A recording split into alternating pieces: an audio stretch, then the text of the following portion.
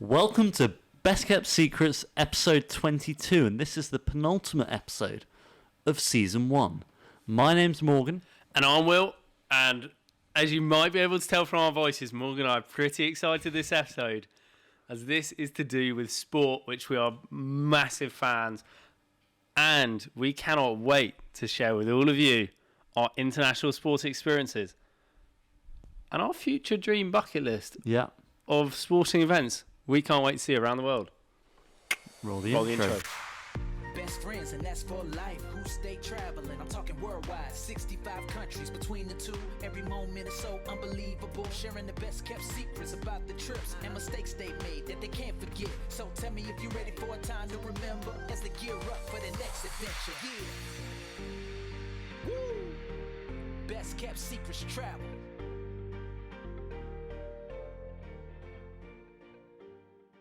So Morgan and I have been unbelievably fortunate to have gone to some of the world's biggest sporting events so far in our lives, and we still have a pretty big bucket list still to go. Huge. But we've done everything, and you're going to hear about it in this episode today. Not quite everything, but everything you hear in this episode, from border control questioning us and thinking that we're part of a drug cartel, being with crazy fans in either Medellin or Brazil and football games, going out and celebrating and partying with the New Zealand International Women Black Ferns rugby team. and even going to the Rugby World Cup final in Japan. And then even to a completely different extreme and seeing the true power and passion of sport when I went and played a school football game in Namibia. Did you win? My team did win. My team did win. Right, before we get started in this episode, as much as I love these tops, I think we're wearing the wrong attire right here. And we don't need teas or coffees anymore. It's late tonight. Let's change. So after a slightly messy attempt at changing, for anyone listening, Morgan knocked our beautiful chipboard desk. That luckily very is sturdy. It's the end of the season, so we're not going to have to put up with the smell of this all season. No, we will probably come back to the studio every once in a while. We'll see. But we're planning a full upgrade for Planning season on, 2. burning. But no, as you might be able to see now, we have changed to a couple of rugby a good tops. rugby team, and Well, for some people who have been watching and listening, people will know that I've got some Irish blood. Morgan's got some New Zealand, aka Kiwi blood in him. So we're representing our heritage wearing the rugby tops. our second nations. Exactly, and we've changed our mugs. For a good beer. For a pint for all you Aussies out there.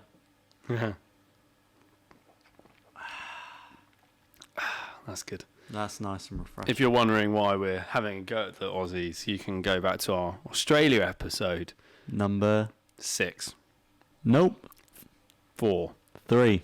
Number 3. 3. Episode 3 was the Australia deep dive.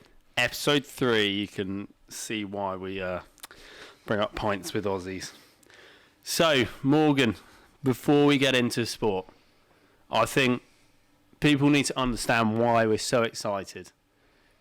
Why we are probably the most excited I feel we've been to go through an episode. I'm not sure. I was quite excited about Vietnam. You're pretty hyped for Vietnam. I don't know. I feel like already this is going to flow. This is going to feel good.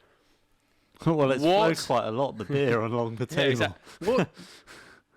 What does sport mean to you? And what's the impact sport has had on your life? Sport has been a very important part of my life. I have...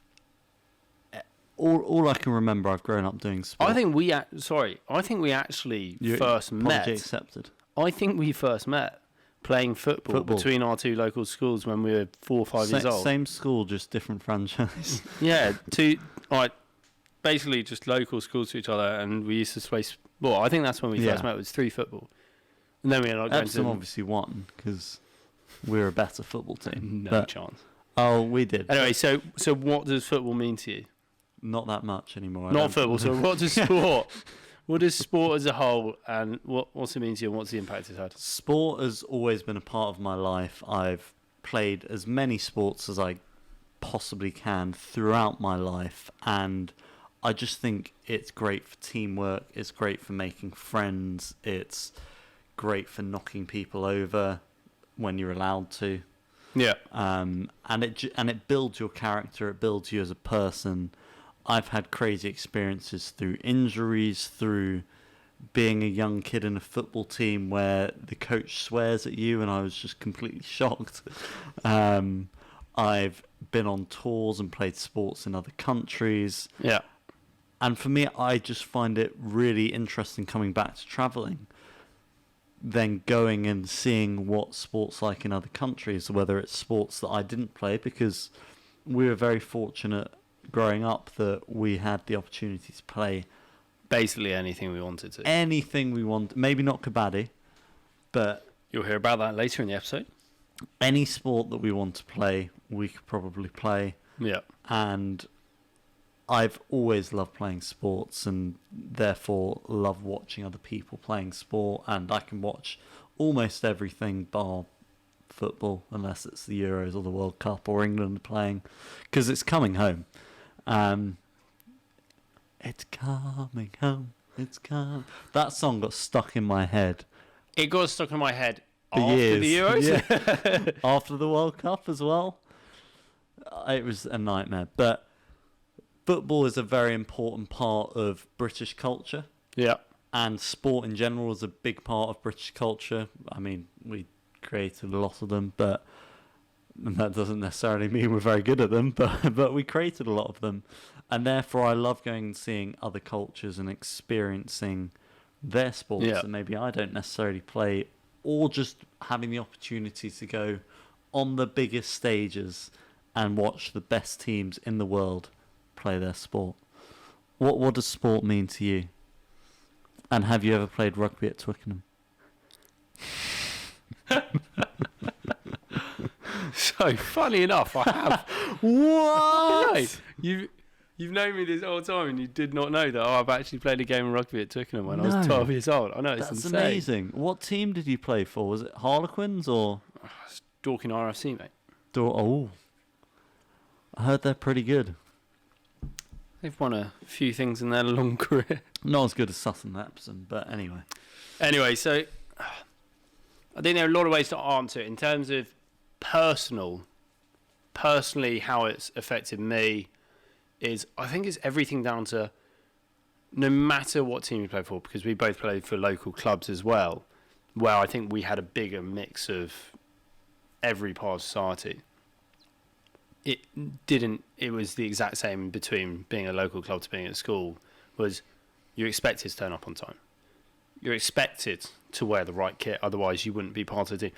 I think when you're a really young kid and you've got coaches who just basically become mentors and friends who want you and are restrictive in that sense throughout, a good few years of it, you start to establish a care for your appearance, no matter whether it's really expensive clothing or anything is, you're thinking, when I'm on the rugby pitch, I pull up my socks. I do this, I do that. I know rugby players now don't even do that, but for my local club, it became a rule, like, if your socks drop down on the pitch, you pull them back up because it's you representing the club and representing yourself and representing your family. It then became, you actually gained, like, sort of pride in your appearance, turning up on time, these different stages. And I know a lot of people, and this more from the impact I've seen, the power of sport on other people. I know for myself, for my mental health, it has been insanely good. Yeah. Everything at university through stress, I took up boxing just because it was so structured,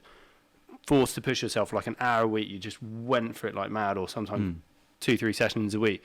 And that I absolutely loved, and that really helped me. Rugby's helped me over the years as well. Just every sport. If you don't do a sport and you want to help yourself, even if it's getting out running, if it's going swimming, open water in a pool, just going and doing anything. Sport teaches you so much. It teaches you a lot about yourself. It teaches yourself about independence if you're playing solo sports. Discipline. Discipline's enormous, and that relates back to the turning up on time and dressing right. It teaches you about leadership, playing as a team, working as a team, and realising, I'm definitely strong at this part. So, like in hockey, I was always great at playing off the wrong side of the stick, so reverse stick. I was always really strong at that, and then I knew other players were way quicker than me, but that then worked really beneficially, that their physical stick skills in hockey weren't as good, but I knew that they would be able to create the space which I needed to be able to then move the game about. And when you look at the impact of it, I've seen there's charities like Street League in London, which uses football to help kids who are failing in schools or struggling to get jobs, or from tough families and backgrounds, get them into jobs. I think a couple of years ago they got about 1,600 kids into jobs, and even if it's simple things like helping them get a maths GCSE or even lower qualifications than that, just so they have something to their name. And sometimes it's getting them to teach them English, how to write, everything. Is you see the power of sport all over the world. You see what the power of football is, right? And I think we'll come into football later on when we talk about some of our stories, but football's a unique sport.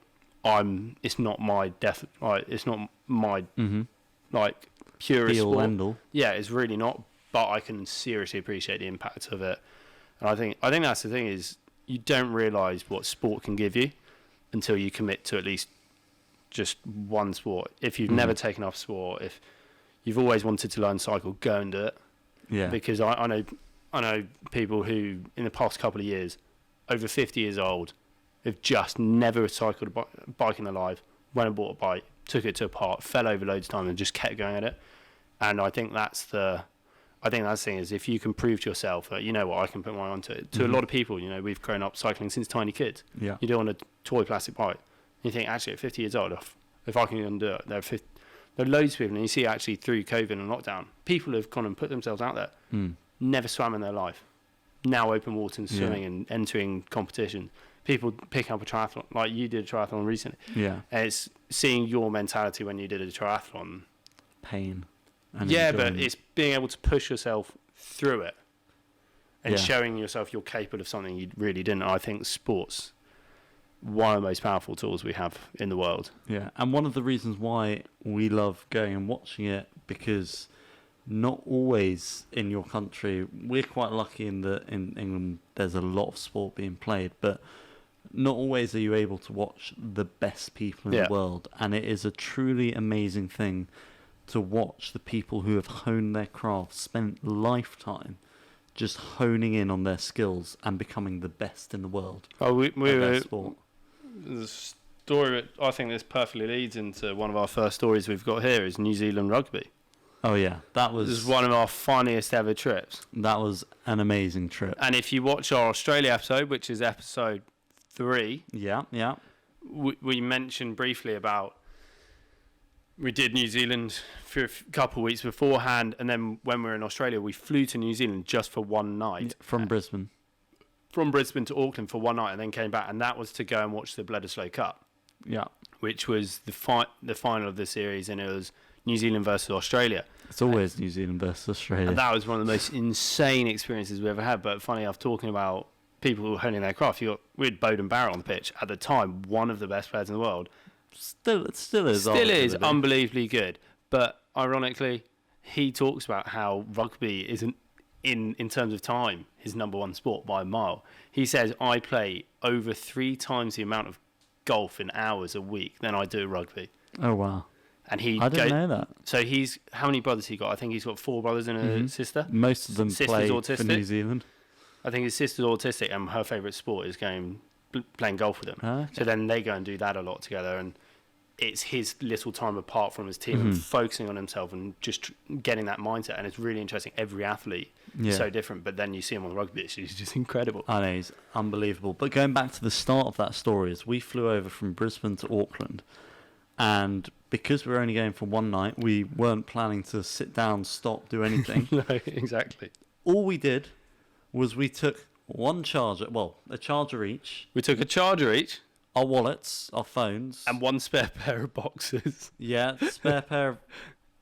We had Did we? Yeah, we had a jacket In our pockets? Yeah, we had jacket. yeah. We had jacket, charger, boxes. We didn't even bother with a toothbrush. No, because we just thought we'd sleep and get So- back straight away. Oh, So we had no toothbrush, a charger, a spare pair of boxers, and we were wearing trousers, one top, and a jacket because we had pockets. and we did have our keys to Rattlesnake as well. Yeah, the camper van. The camper van, not That'll make more sense in episode 3. key. Yeah. And we turned up at the airport. We were doing the classic thing, which is wearing your shoes. We weren't taking any other shoes. We walked straight through security. They're fine with our shoes. They look suspicious of us at that point. Yeah. They're not. They probably called ahead, and they're like some weird blokes are walking through. So they always check in New Zealand your shoes for dirt because they're very careful about that. But yeah, we're walking through. We'd literally, when you get to that bit where it's like declare or do not declare, and you're about to walk out, we get to that bit and security stop us and the police stop us and they're like, "Have you not forgotten your bags?" We're like, No. "No." So what are you doing? It says on here you're leaving tomorrow, and they got really suspicious. And they were like, Just coming to pick some stuff up, It was just like, we're here to watch rugby. And they looked at us. And they looked really confused. And that day, don't remember, we got to rugby and one of my favourite tops got a hole in it. And I looked at CEO and I was like, I can't wear this for another day and a half. And I thought, actually, no, it's a great time. And we're in New Zealand at Eden Park? At Eden Park Stadium. Why not get a new, All Blacks top? Which is why now Morgan's got it on. So that became my top, which then even funny because we were supporting Kiwis because of you. When we're flying back through, they seem suspicious, but the benefit was I was then wearing this top. We're on the same flight as the Wallabies who'd just lost to the Wallaby. Yeah, it was the Wallabies. Yeah. Who'd just lost to the Black Ferns, and I think it was border control. Checked my passport and he looked at me and was like, "Can't believe you won." Yeah. It was funny because there was when we explained it to them, they're like, "Yeah, but don't you have bags?" We're like, "No, we didn't." We kind of It's like we didn't want to waste time, and then we couldn't go straight from the airport to near the stadium and have pizza and beer. One of the best pizzas and beers we had in our life. It is my top 3 pizzas I've had in my life. Was New Zealand. Quite easily. I can name the top 3, but that is one of them. And we had a few beers. It was a really nice bar, and then we went, and it was one of those really cool games where you buy one ticket, you get to watch 2 games, because the Black Ferns played the Wallabies before, and then New Zealand played Australia afterwards, which was amazing. So we went for the first game, which was the women's match. We didn't actually realise that was happening. We were told the rugby was starting at X time.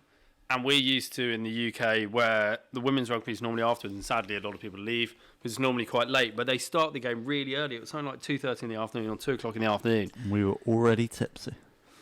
And we were jolly. And then Black Ferns game finished. We just thought, beginning of the New Zealand game, we just thought, oh, there's a really loud group behind us. And we turned round. This is New Zealand versus Australia. And the Black Ferns were just there playing drums on a set of 3 recycling bins. Well, yeah. Before that, we also met all the people around us, and we were talking to everyone sat around us, and there was everyone was finding it hilarious that we were there just for one night. Yeah, we explained our story. There was that one guy who sung the Australian national anthem and then did the Kiwi one, which was hilarious. He was probably as merry as us, and we had drinks flowing the whole time. And halfway through the game, we saw the Black Ferns. And then we sort of made our mission in our head at the end of this game. By the end of the game, we need to go and talk to them. There's only one time in our life this is going to happen. So we did. New Zealand trounced them in the game. Obviously, remember it all perfectly clear because we were stone cold sober. We knew Bowden Barrett scored 3 tries, 100%, and we remembered every single one. And then by the end of it, next thing we know is we're with the Black Ferns, we're chatting to them. They then nicknamed us the British Boys. Yeah, we weren't as musical as them, so we didn't. No, we didn't. I wasn't going to commit playing drums when they actually or could. Singing any of the. Yeah, they could play songs. drums on the bins. I found it genuinely so impressive how musically talented all Kiwis. It was seemed to be. insane. Like the rhythm they had on the drums, the tunes that they were singing, we didn't know them because they were Maori songs, but they were just so unbelievable. We met one of the girls there was New Zealand Sevens Olympian, Yeah. which was really cool. And we met the fly half. We met them all. The captain was fly half, I think. Yeah. And then we ended up drinking and going out with them. Yeah, and it turns out they were having a great time. because rugby is the religion of New Zealand. Very few people play other sports. They are literally treated like gods. We went on the tube with them. The gates just like opened for them. Everyone knew who they were. They just opened. We got on a carriage with them. They kept telling us like, "Oh, stay with us, British boys." And we're just sort of in awe. And they just like everyone just moves out of the way for them. We're just like, "Wait, what?" Yeah, there was a bit where we were leaving the stadium where some stuff happened, and the police were sort of breaking all the crowds away. They recognised the Black Ferns. They're breaking the crowds away and told them to just move on and go. Yeah, and they were pushing us away, and then they went, no, the British boys, they're with us. Let them through. The police said just let us. That was bizarre. That was so. I felt like a celebrity. I felt genuinely like I was a full-on groupie for the Kiwi celebs. That was an unbelievable experience, and then. Yeah, flying home was a bit unreal. We're absolutely shattered. Aussie Border Patrol, bit wound up that I was stood there in a Kiwi top. That wasn't a smart idea. They should have just thrown you back, tell you to go home. No, I'm going to delay you because you're wearing a Kiwi top. Yeah, let me check your shoes, and I think we might have to do a cavity search. Sorry. I'll take it off, I promise. So, other than New Zealand, we've had some insane ones. Morgan and I, and we have mentioned it before, is our very spontaneous trip to Barcelona, where £125, return flights, 3 nights in a 4-star hotel. With free beer tasting. And we managed to get, the third row from the front on the by the corner flag at Camp Nou. Yeah, really cheaply. And something like 15, 16 euros a ticket. It was ridiculous.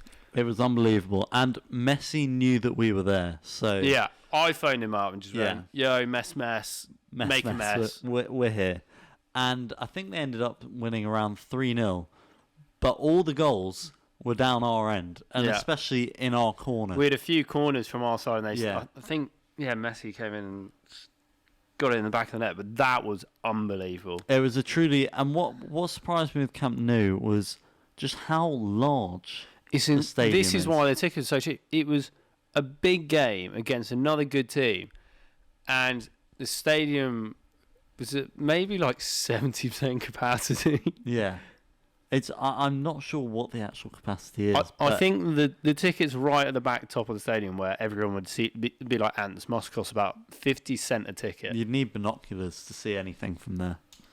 That was pretty funny as well. So Morgan and I like trying to, get involved with the crowd wherever we go, and we just Speak thought for to a laugh. random people and meet people.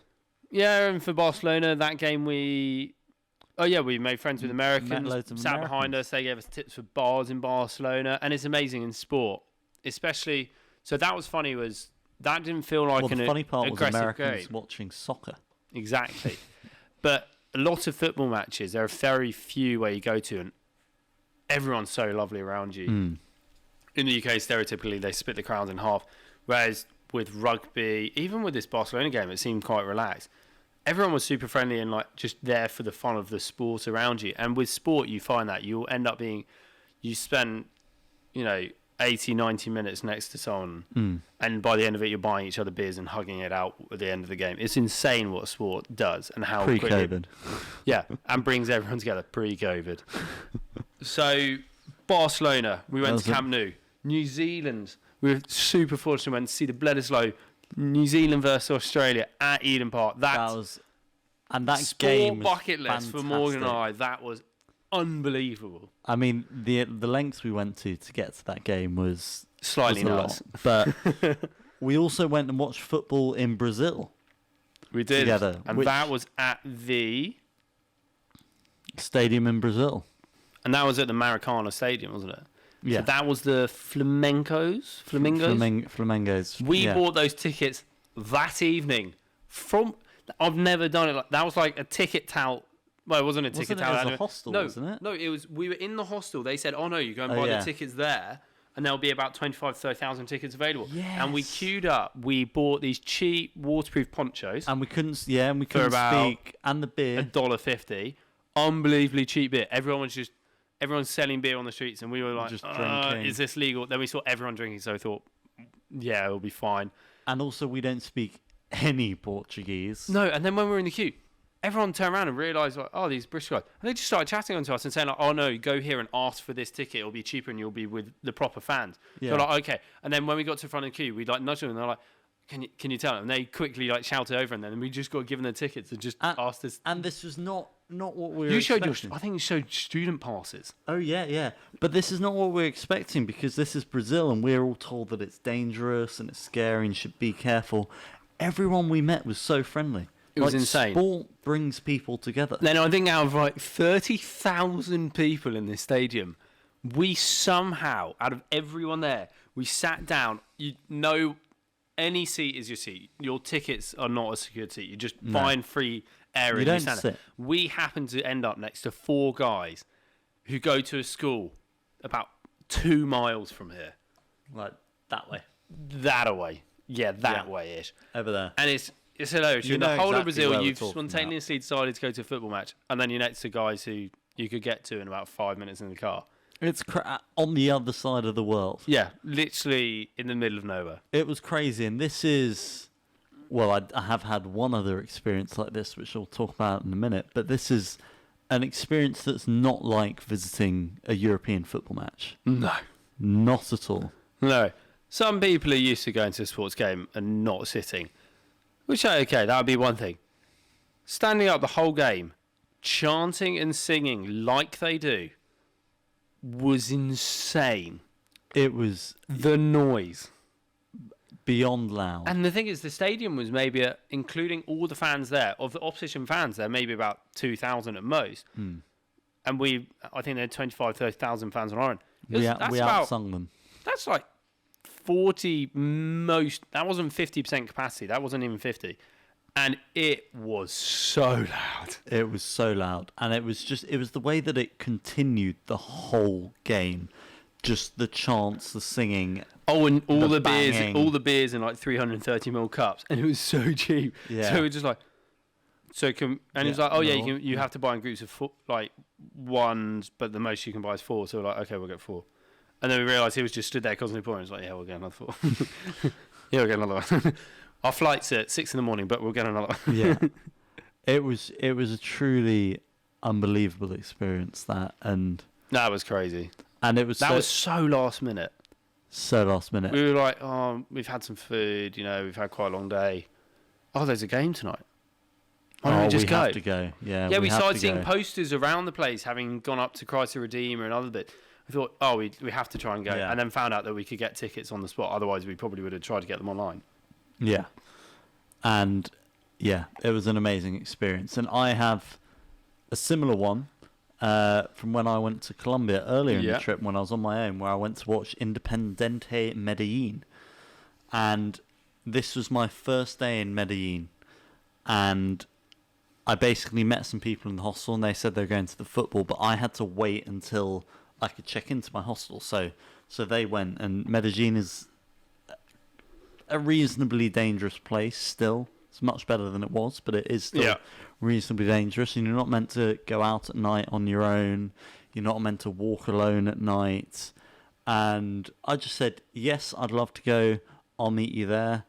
I was told that it was too late to buy tickets, but they'll 100% be able to get some when you turn up. So I got on Uber, which, strictly speaking, is not allowed in Colombia because they don't allow it. I thought they felt that Uber was taking over the local taxis, and there was some awful stories. You have to pretend that you're friends with them. Back to sport. Anyway, I get dropped off outside this shopping centre, and he just goes, yeah, it's through there. So I can't even see the stadium. I have no idea where I am. I'm on my own. I don't really speak Spanish. I don't feel have like you're going to get tickets. killed. And you're on your own. Yeah, completely on my own at night. It's pitch black. So I walk through this sort of outdoor shopping mall thing, and then you get to the other side, and I'm like, oh, thank goodness I can see the stadium. It's a bit of relief. Now I'm like, I have no idea how I'm going to get tickets. So I get my Google Translate out and quickly go, because you don't want to have A nice phone out. a nice phone out. So before I get there, I'm like, right, how much do I want to pay? I'll guess that. Where do I want to stay? Because you've got to get tickets in the rowdy area, because that's where the most fun is. Okay. So I look up the price. I'm like, right, I'm going to try and say that. And I'll just go and say, quanto cuesta billet or billets or something along those lines. He says a number. I think I understand it. And I go, see. And I have no idea if this is real or not.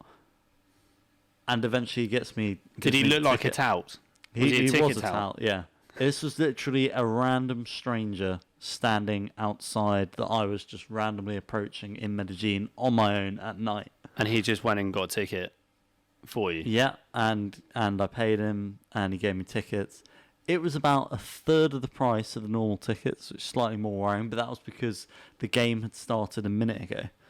So I was quite lucky that suddenly the prices dropped. You still managed to get your ticket? It was mad.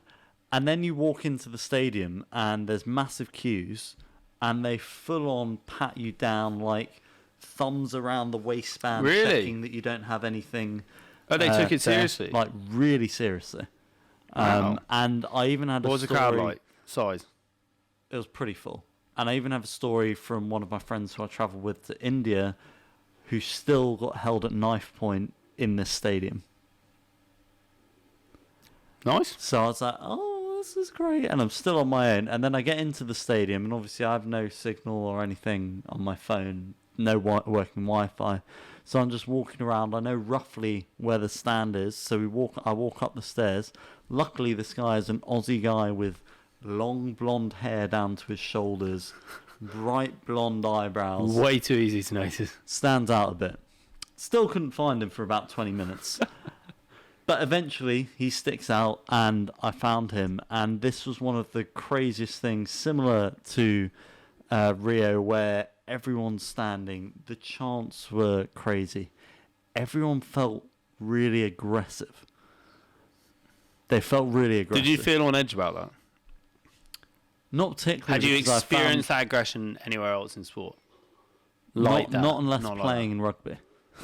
Okay. But no, not at all. But I was with random people who I've just met and know nothing about, so I felt fine. I probably naively thought we're in a stadium, nothing really will happen here, which is reasonable to hope for. But again, it was just cheering everywhere. I've never seen, like, yes, people get tattoos of the logos of these teams on their bodies. I've never seen this number of people with their whole back, body, face covered with the logo of the team. It was honestly a sight to behold. And there was this tiny stand of away people that had... Literally, they were stood shoulder to shoulder, the security around these people. There was that much security.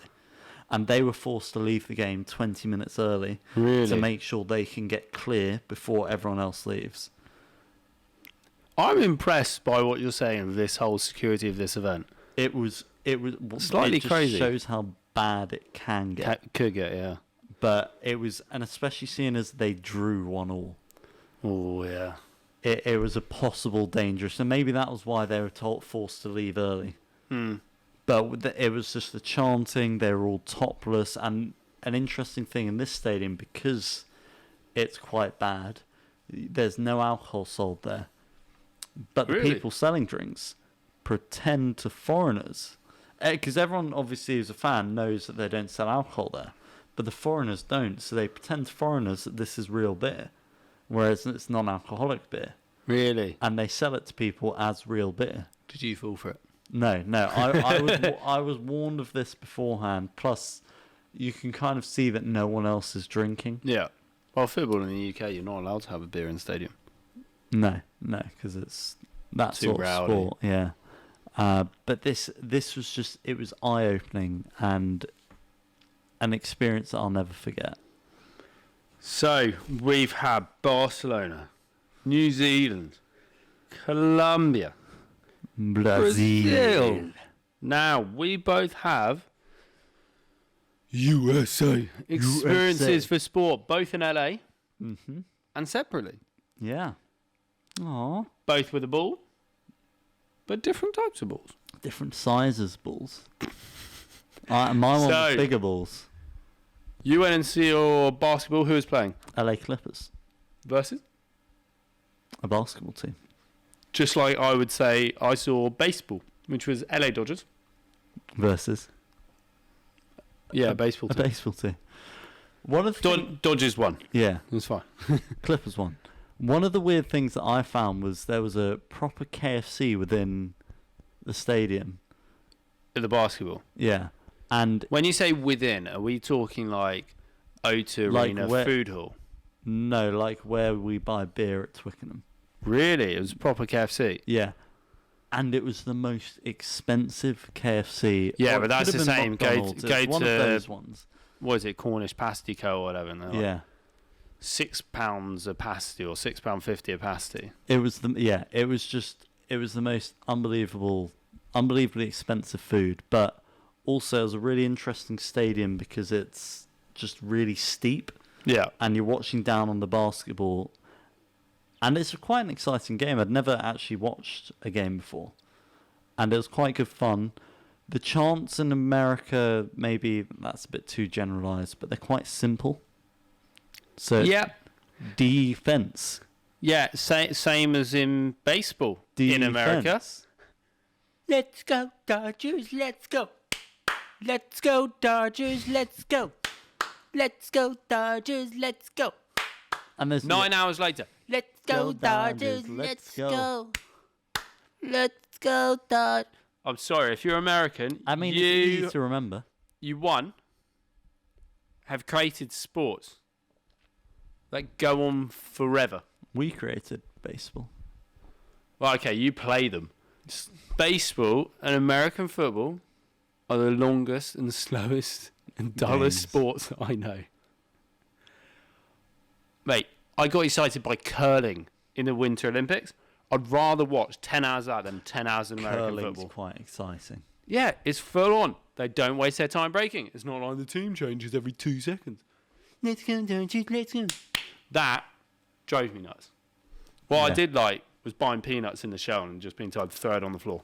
That's a lot of cleaning Then up. I don't just thought, think they like, would have that in why would they Japan. do that? They wouldn't No. do that in Japan at all. Would No, they? the second you drop the shell, someone would be over with like a vacuum cleaner in the stadium. They put personal pocket vacuum. So cleaner. did you enjoy the basketball? That's like a dream. That's one of my bucket lists is to go to Staples Centre and go Yeah. see basketball. Was it Staples Centre? Yeah, it was. It really was unbelievable experience, Because and that's full on. Basketball's quick pace. and it was, as I was saying, it was really steep seats, so you really feel like you're sitting over the top. And Just like watching the it. O2 where it's like... Yeah, and it was amazing, and it was one of the first things we did when arriving in LA. And yeah, really enjoyed it. Long games still. They like the long games. Yeah, it's pretty long, but the thing I like about basketball, because did play basketball, talking about sport, that's what the episode's on, is the game can change very quickly if a component of it's slacking on your team. So it can, you missed. The counter attacks are so quick and so strong, which is why I love it. Yeah. Is there's that, it's exciting, it's crazy money again. Yeah, Well, fast. some of the baseball's crazy money, but don't know why. So with the baseball, were there any home runs? Did you catch a ball? No, we got given a ball. Okay. So we went up. We went up. Do you still have it? Ed has it. I think it's upstairs. I think I've seen it if it's in Ed's room. I think it's by his desk. But you know what? I'm really happy I did it. We got really good seats. Would you do it again? No. Dodger dog cost. It's a mortgage, and it's average hot dog. Peanuts were the best thing, to be honest. Peanuts do. But you need to sound remember also, I was how old was I? I was 16. good. Yeah. So it's not like I could sit there and drink my sorrows away. But then again, it'd be Budweiser, so I might as well just drink water anyway. So, moving on swiftly. Yeah, you sneakily mentioned Japan there, Morgan. Yeah, I did. So what did you do in Japan? Oh, you know... Well, you know what? Stop. How long were you in Japan? 3.5 days in Tokyo. How long's the flight? When I say 3.5 days, I think I was physically in Japan for 3.5 days. Mm-hmm. Flight, how long was the flight? Maybe 7 or 8 hours, I think. Maybe it was more than that. 9 hours, 10 hours. And you were there for 3.5 days. Yeah, I was. So what did you... So this is almost like flying to New Zealand for 1 day. Yeah. But this was was a longer flight. You know, I just love going around the world watching sport. This is my second Rugby World Cup final. That's pretty impressive. And I'm 2 for 2 on loss. So I went to Stade de France to watch England lose South Africa with an unbelievably biased ref. That was, Cueto scored. Yeah, that was a joke of a game. And then I went to Tokyo to watch England versus South Africa. You know what? Maybe I should go and not you. With a really biased ref. Yeah.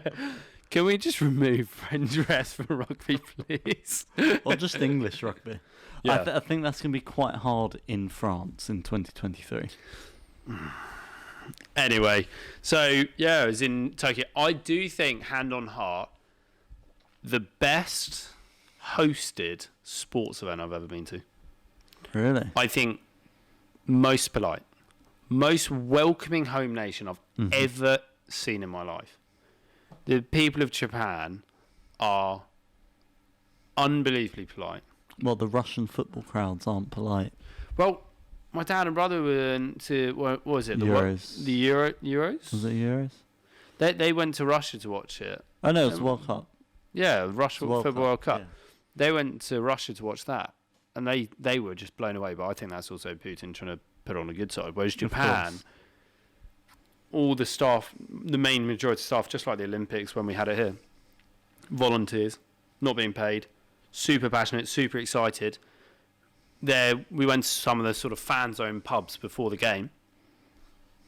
The quantity of Japanese locals without tickets to the game who had instead gone and bought England rugby or Lions rugby tops and had learned every single chant was insane. Did they know swing low?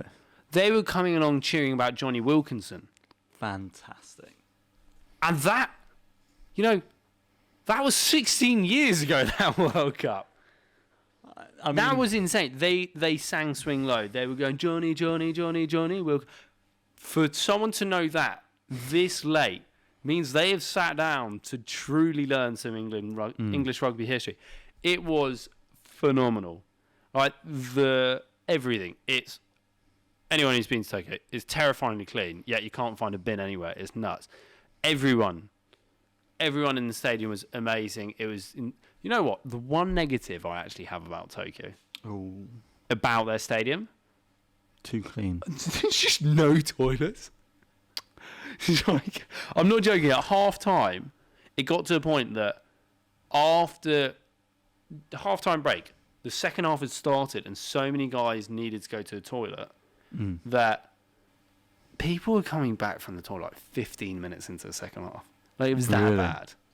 There was even a queue for the blokes. This sounds really sexist, right? But I think this is true. Stereotypically, at a rugby event, at a stadium of that size, I would never assume there's a 50-50 ratio in men to women. Would you agree? Yes. I think it's rare that you would have that. They had a 50-50 ratio men to women's toilets. So even the guys had urinals. It was so slow. That's the one negative I have. Otherwise, it's one of the most insane sporting events I'll ever go to. Yeah, we lost, but that same day, my cousin proposed to his now fiance, and he asked me to photograph that on Shibuya Crossing. I remember seeing those. And that sort of made it. But You know, you sat down, by the end of it, I hugged out maybe like 12 South African fans around us. Everyone was just buzzing. Even by the end of the night, we went out for some drinks, and South African fans coming over, like hugging us, saying, "Oh, sorry for your loss. It was a great game anyway." I was really sad about like can't sing through. They're just what rugby brings to the fans, win or loss. It's just so nice. It was a very different experience to what I had, which was in Medellin at 3 a.m. Trying to kill each other. Being really quiet because the hostel was meant to be quiet at that point. Yeah. Watching with 2 South African fans. No, not necessarily fans, they just didn't like the English. Oh. It was... I think your experience of that game was a bit better than mine. So we've gone from Barcelona, New Zealand, Colombia, Brazil, USA for 2 different sports. Japan for the rugby. No, I haven't actually heard about this story before. I want you to tell me about Namibia. Well, you've told me about Namibia about 359 times, but not heard about football. So this was when I was in Namibia for a trip where we had a more charitable area of the trip, and I helped build some of the classroom there, doing their bookcases and everything. And then all the kids asked us right at the end. We were a big group. We had maybe 18 of us in the group there. Nearly football I'd say 90% of our group as well were girls. And then they just said, would you guys all like to play football? And you'll just sub on and off, but we'll mix up the team. So it's quite fun. I mean, we were playing with, the age range was maybe about 6 to like 17 years old. These tiny kids, sub 10 years old, were insane. Yeah, very skillful. Yeah, they're running rings around us. It was so fun. We got to a point. Well, the thing is, they were playing for both of us anyway, and we all mixed up, which did make it a lot more fun. Otherwise, we would have just been destroyed. But the power of football, and this is one of the reasons I have respect for it, is I don't know if I could tell you any other sport. Maybe you could argue the likes of archery or something, but that actually consists of multiple tools. All you need for football is something to kick. It doesn't have to be an expensive Premiership football. I've seen a mixture of anything. You know, old footballs were made out of hide and leather. Leather, yeah. Some places still do more basic than that. All you need is a ball and some form of space, whether it's a rooftop, whether it's a road, whether it's a small alleyway, whether it's a tiny fraction of a garden, whether it's like this game. This was on gravel, basically, in the middle of nowhere in Namibia, 35-degree heat. That must be seriously surreal. Yeah, but it was a full-size pitch. It was a full-size pitch. I mean, some of the stones on this pitch were as big as my fist. It was like you'd just be sprinting along, kick the wrong thing, just a rock. But it was just, it shows you that's why football has the global scale reach. that it does. Is the reach is. No other sport you can play like that. You can't play rugby on gravel like that. You could do passing drills like they do in some South Africa, and touch, but the ease of football. Yeah, it's the fact, quite frankly, it's a more skillful game. Rugby, a lot of kids, you know. can get them a tiny little plastic block football when they're toddlers, and they can start kicking around. Well, I think that's the other thing, is the simplicity. Yeah, the simplicity and accessibility of the game is what's made football what it is today. And the fact it came from the roots. It didn't come from super rich public school. It came from, this was the whole thing about the ESL, was the likes of Man United, all those big clubs which have been around forever. They've come from miners. They've come from proper labour. They've come from the grassroots of society. Which is why when they've grown up through all the layers and they've hit everyone. And that's just the power of sport in general, is how it doesn't just affect the people directly playing it. It affects the people who are passionate about following it, the people who fly all over the world to watch it, the people, the managers, even the people who are like washing the kits or the physios. So many people involved. in one team going out on the pitch. And the number of people, and I'm doing it this year, the number of people who are even doing fancy Premier League. Yeah, it's crazy. Hundreds of thousands. And it's fancy because they just want to join in. Yeah. And it's a very inclusive sport. And it's very easy and simple for anyone to play. Which just makes it worldwide. It's good for globalization. It is. And just before we get on to having spoken about some of our biggest, best and favourite sporting events in the world, we're going to do a really short break about why you should subscribe to this channel, why you should follow us on all of our podcast platforms, and why you should send a URL link or any of these links and share it to your family and friends. Is one, if you follow our channel and you have, and this is near the end of our season, and next season's going to be bigger, better, in a new studio. It's going to be crazy. We're going to even have interviews. We are. We're going to be interviewing some humans, more other humans. Exactly. So you won't just hear our voices the whole time. Which might actually make it worse, because you want more of our voices, right? Obviously. If you watch our channel, or if this is your first time going, welcome. But if you go back and you watch our episodes, you're going to learn how to save money whilst travelling. You're going to learn how to have a better experience travelling. You'll learn top photography tips. You'll get deep dives into countries and cities. And you'll learn everything and anything you need to know about the best kept secrets about travel. And if it couldn't get better than that, if you subscribe... Save the planet. Exactly. If you subscribe to this channel, if you download episodes of our podcast, you'll be inputting to us planting trees. So far, we've planted a fair amount of trees. And it's just going to keep growing. At the end of the season, we're going to do another total tally. But, we're planting trees in Tanzania, Uganda, the Amazon forest, the national park. We're going global. We're in dozens of countries around the world we're now being listened to on this podcast. So we are just growing, and it's only thanks to you guys. And for every 50 downloads we get on a podcast platform, we plant a tree in one of our favourite countries in the world. And for every 100 YouTube subscribers, we plant a tree in a national trust park in the UK so that we can keep them going so that you can all enjoy them as well. And I can't think of a better reason to subscribe to us and download the podcast episodes. Otherwise, quite frankly, you're a bad person. Exactly. Now, Morgan, the things we'd love to see. I am not a fan of cricket. Now we're talking about our bucket list places. I'm not a fan of cricket. This doesn't need to be a long point, but we need to make a point of it. I would love to go and see cricket in India or Pakistan. Oh. Absolutely mental. Either would be unbelievable. They are so passionate about the sport. It's so big. And I have been to India and I did a stadium tour, but we didn't actually go and watch any games. And it's one of probably my biggest regrets leaving India. It's how rugby's a religion in New game. Zealand. It's like cricket in India and Pakistan. They are A-list celebrities if you're playing for their national team. It's insane. And this isn't the only sport that we're talking about in India. It's not.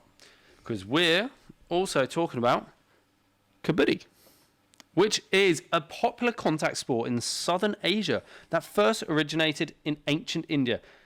It is played across the country and it's the official game in the states of Punjab, Tamil Nadu, Bihar, Telangana and Maharashtra. There we are. The field is divided into two halves, and players on the defensive side are categorised as antis, and the ones on the offensive side are categorised as raiders. In this sport, attacking is an individual process, whilst defending involves a group effort. The overall objective of the game is to simply score more points than the opposition team. Within the allotted time to do this, each team must attempt to score points by both attacking and defending. When attacking, the offensive team sends across a raider into the opposition's half, who must touch one or more of members of the opposition team to score a point. But when you're running, and when you're the attacker, you have to be continually saying Kabaddi. Really? You got to say Kabaddi. Kabaddi. So when defending, the objective is to capture the raider by wrestling them to the ground, or simply by preventing them from returning to their own half. by the time their breath is up. Sounds like a cross between rugby and capture the flag. It essentially looks like that. I've watched highlights on YouTube, and it's extremely unique, but it looks so much fun, and it's not a sport I'd really expect to come out of India, but it looks awesome. Kabaddi, kabaddi, kabaddi, kabaddi, kabaddi, kabaddi. Kabaddi, kabaddi, kabaddi. Right, so we've had kabaddi. We've had cricket in India. When we were in Australia, I think this one of the things, I don't know if we're in the season for it. I really wish we went to Aussie rules. I think Aussie. So I believe Aussie rules is quite a southern thing. We didn't spend much time south below Sydney. No, exactly. But it may have in also. Melbourne But for a we're very just short thinking time. of excuses here because we should didn't have gone seen and it, seen and we probably should have gone and seen it. Called Aussie rules. The rules still don't seem to make any sense to me. Aussie rules. I'm not sure whether that's meaning Australia rules or it just means there's lots of confusing rules because It's football combined with cricket combined with rugby. combined with Quidditch. Yeah. It very much looks like Quidditch with Yeah. all the different posts, and you can kick it over, you can kick it under, you can score in different weird and wonderful places. But it is something that we both probably regret not seeing. We'll see it at some point in the future. Yeah. Like Oh, and comment below. no, we're Below or send gonna us a have to come message back. if you've seen Aussie rules in person. And if you have, let us know what you think is the biggest and best Aussie rules team and stadium to go to. Then we'll try and get that in our diary one day to go and see that. And then we'll do a big episode on it. Yeah. And it's similar to rugby, but one of our favourite sports, and I think this is in general a really exciting sport to watch because it's rugby but shorter, and another weird one which is essentially a better version, a more accessible, easy to watch. No, Morgan, you don't not sound better. very excited Not about better. probably our joint This top is- bucket list To be fair, in our this is sporting the world. highest one that I couldn't want to go more. I actually couldn't want to go more, and it is the Hong Kong Sevens. 7!